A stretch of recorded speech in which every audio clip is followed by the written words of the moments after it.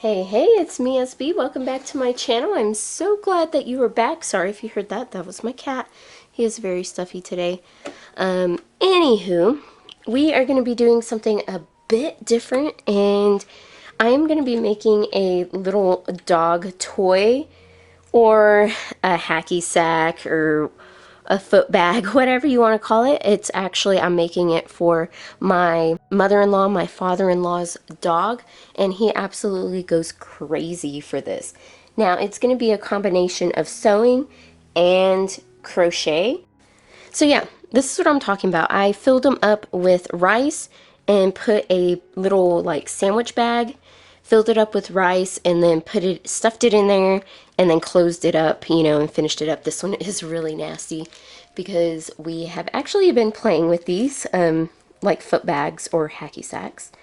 But anyways, we're just going to be making a regular plain one. My idea was to take some old clothes, like old jeans or something, and create a little packet. My thought was, hey, let's just sew a fabric little baggie that we can use, and let's go ahead and get right into it.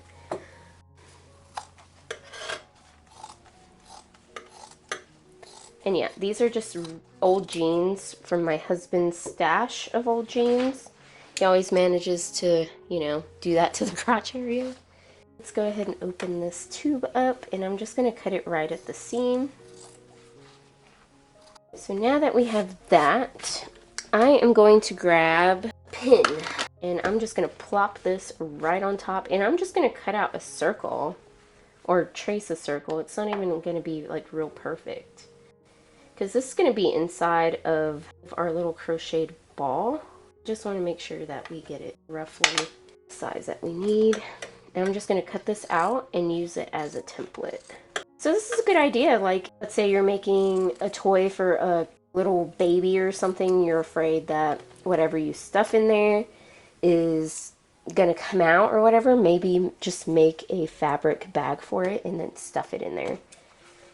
I mean, it's a good way to use up some clothes. Oh my gosh, guys.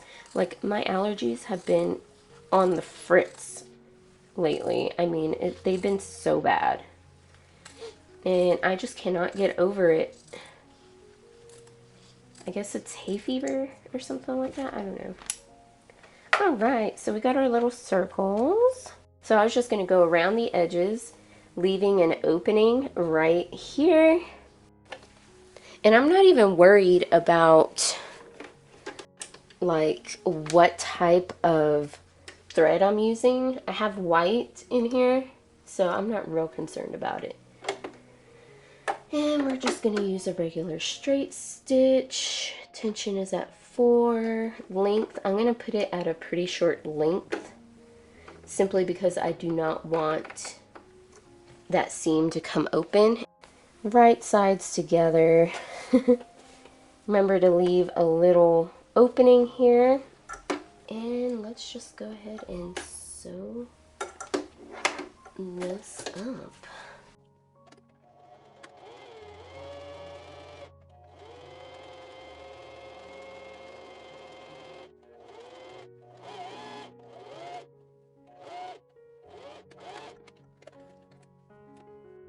Okay, so I left maybe about like 1.5 inches opening here.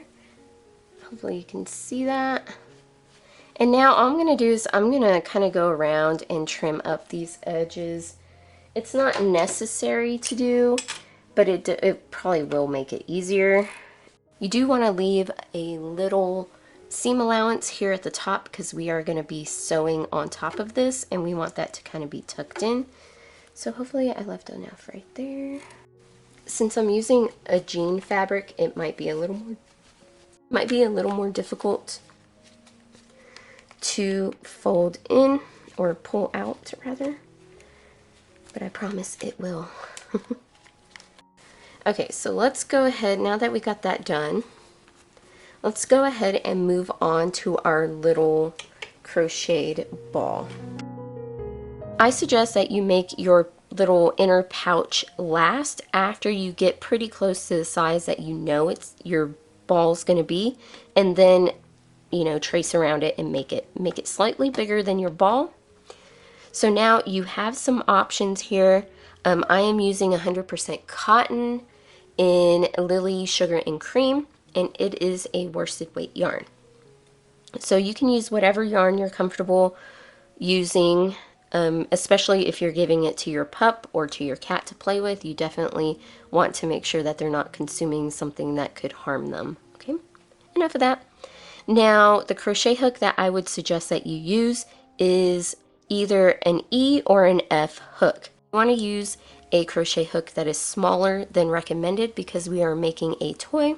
I am actually going to stick with an F hook, which is a 3.75 millimeter hook. And of course you're going to need a stitch marker because we're going to be working in rounds and in spirals. And this is a really, really easy pattern. All you're going to do is make an adjustable ring. You are going to chain one, and the chain one is not going to count.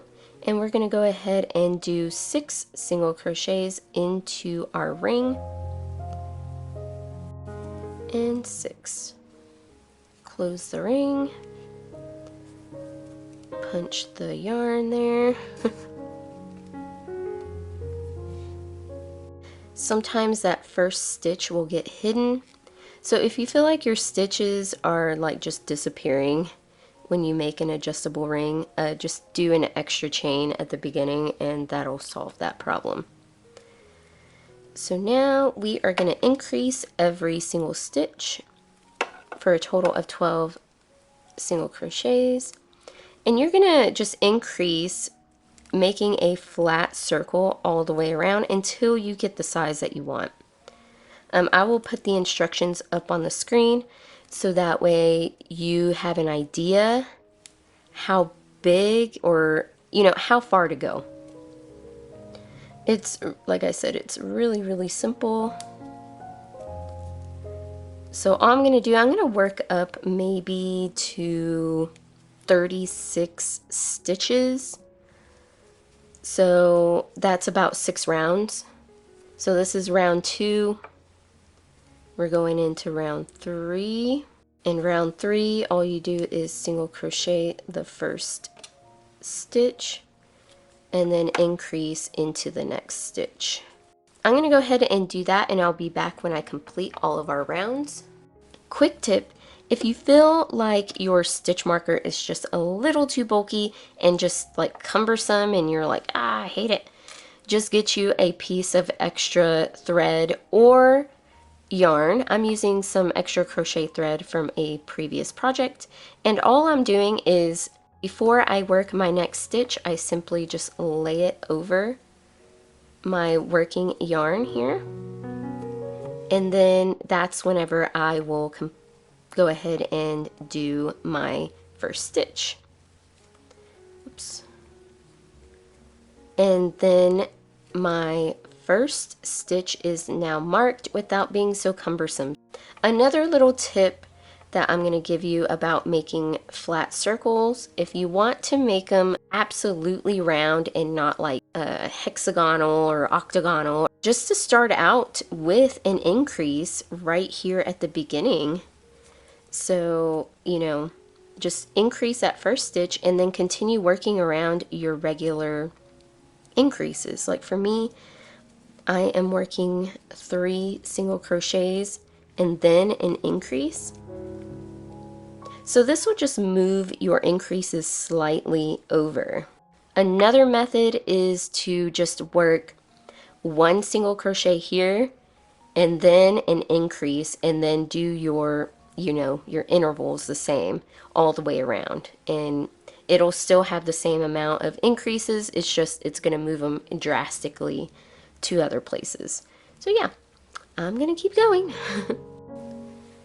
Okay, so I did my 6 rounds of no increases, and this is what I've got.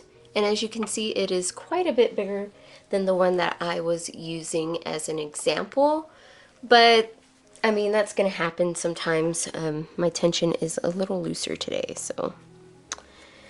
So now I'm going to start decreasing, and I suggest that you leave a nice opening here, so that way you can add your innards here. And I usually just leave the tail right on the inside. Now you can cut it short and it's not going to do anything. I mean, you just don't want it to come out, you know, while your puppy or your dog is playing with it.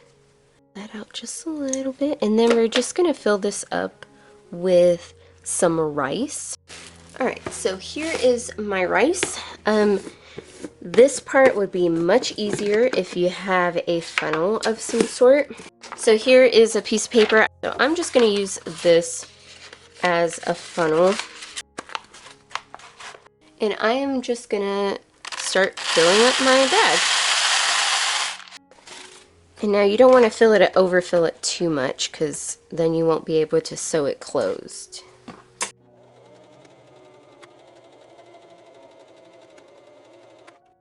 So now all that's left is to finish up our crocheted ball and then put this in there.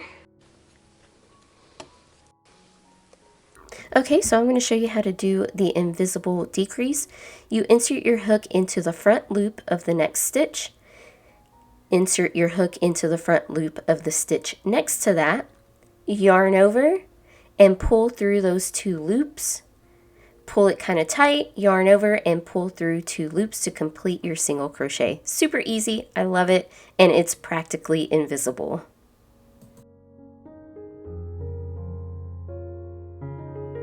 So make sure that you add your little bag before you get too far in your decreases, because otherwise you will not be able to get it in there.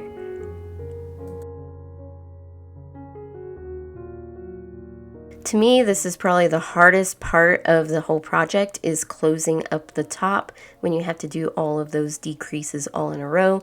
But once you get it done and close it up, it's so easy. Just close it up, close that hole right there, and do it correctly. Don't do it the way I did.